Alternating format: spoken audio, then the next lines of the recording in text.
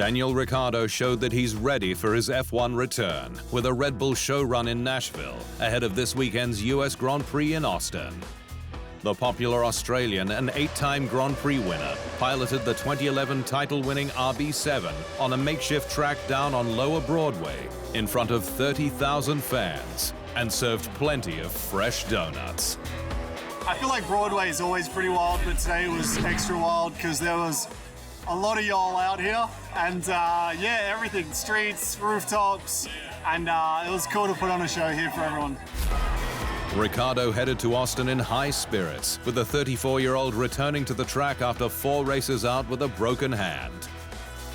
Knowing that my week consists of Nashville and then going into Austin, it's just pretty much everything I love. Ferrari Driver Academy member Oliver Bearman had his first taste of F1 last week, with the Scuderia running the Brit in an SF21 at Fiorano ahead of his free practice runs with Haas in Mexico and Abu Dhabi. The 18-year-old, who is currently racing in FIDA Series F2, was required to complete 300 kilometers of running to apply for the FP1 Super license and ensure he was properly acclimated. And the Brit didn't waste time in getting down to business. We did a few longer runs to start with to get my confidence in the car. Then we went to some qualifying simulations, which were really nice. The car's always a bit better on low fuel and new tires, and then a few more long runs to try and just make sure we get to that mileage. So yeah, it's been a busy day. Bearman, who will drive Haas's Ferrari-powered VF23 in both FP1s, will be able to concentrate on just F1 in Mexico, but will face a tougher challenge in Abu Dhabi with F2 duties as well. It's going to be quite difficult to manage for me and also the team. They're going to have no drivers between free practice and qualifying, but yeah, of course my main focus will be F2. I still have a championship to do well in there, and yeah, FP1 will just be a nice bonus. Across the Atlantic, ex-Ferrari Academy member Marcus Armstrong was in action at the iconic Indianapolis Motor Speedway for Chip Ganassi last week, with the 23-year-old completing his Indy 500 rookie test. The young New Zealander was one of 3 newcomers at the IMS, with IndyCar's rookie orientation program featuring its 3 speed phases, a rite of passage to be cleared to race at the blue-ribboned event. And the former F2 driver was impressed with the experience. It was pretty crazy, first time flat around here. To be fair, there's tons of grip, so it's not moving around too much, but yeah, crazy. Honestly, honestly, it feels like you're in slow motion when you're driving, but I've been watching this place the entire May this year, and I know that you're moving at a rate of knots. Aston Martin's Lance Stroll has apologized to the FIA and been handed a written warning, with motorsport's governing body reminding the Canuck of his responsibilities in light of his antics at the last race. Stroll was fired up in Qatar following his 4th straight Q1 knockout, but raised eyebrows when he threw his steering wheel from the car, pushed his trainer, and swore while giving curt replies to the media. Aston Martin played down his behavior in the aftermath, with team boss Mike Crack stating emotions are what we want from sportsmen. But the FIA's compliance officer made contact with Stroll to discuss his contact and ethical obligations as an F1 competitor. Stroll has been confirmed for 2024, but goes into the final 5 races 136 points behind his 2-time world champion teammate Fernando Alonso, with no points scored since the summer break.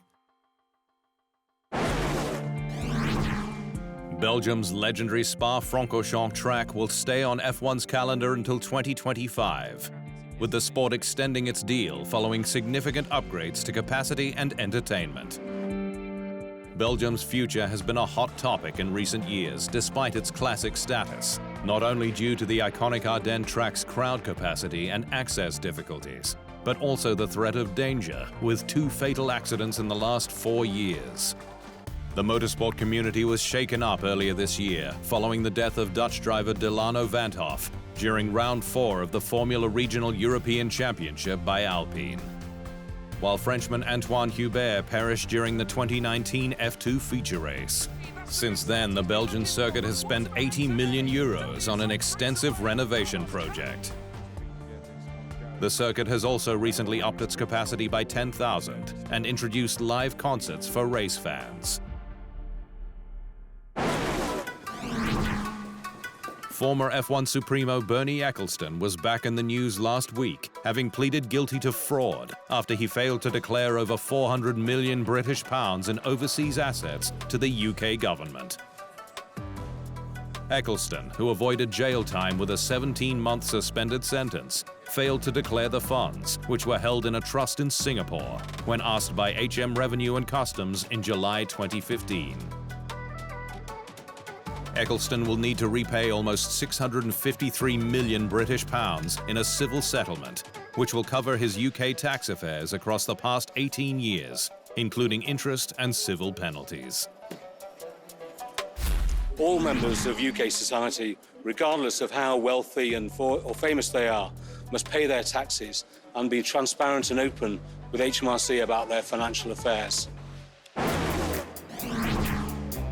FIA President Mohammed Ben Sulayem says he's very optimistic that Andretti will be approved to join the F1 grid in 2025, with the UAE native certain the process won't end up in court. American firm Andretti Global was the only one of 4 applicants to be approved this month by the FIA to enter commercial discussions with F1 for a potential 11th slot. But the sport and teams have been outspoken in their concerns about expanding a healthy grid, with some squads keen to triple the anti-dilution or F1 entry fee from $200 million to $600 million. But while many expect a protracted fight, both in and out of court, FIA President Sulayem says it will be anything but. Maybe it sounds very exciting and thrilling to the media, but it will not go to court. I'm sure of that, he said.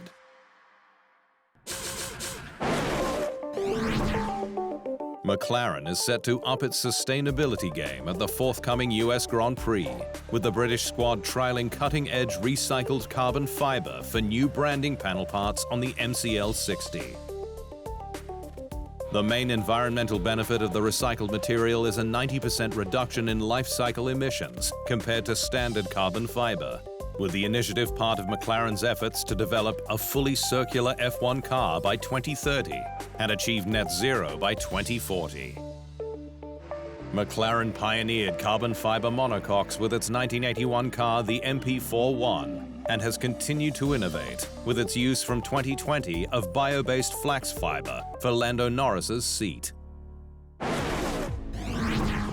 Mercedes says it had expected Sir Lewis Hamilton might pass George Russell before Turn 1 in Qatar, with the pair on different strategies, but that contact was simply a mistake.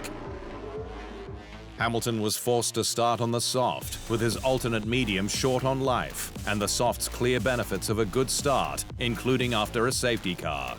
But with Russell on mediums, the stage was set.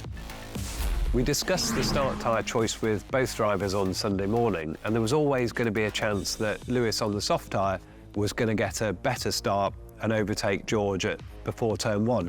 So that was always considered, but they were aware that they were on different strategies. It was important that they didn't lose time racing each other, and that was clear. But we weren't imposing team orders in the race, and what happened at Turn 1 was simply a mistake. Another mistake was Hamilton crossing the live track in the accident's aftermath, with the FIA revisiting his penalty. But while Austin ahead will likely see Red Bull dominate, Mercedes expects to fight McLaren for the podium. It's an aggressive tarmac, very easy to overheat the tyres, and probably our worry there is going to be the high-speed performance. That's where Red Bull and McLaren look particularly strong, but it's got plenty of low-speed corners, and in Qatar we were very good in the low speed. So difficult to know exactly where we're going to stand out.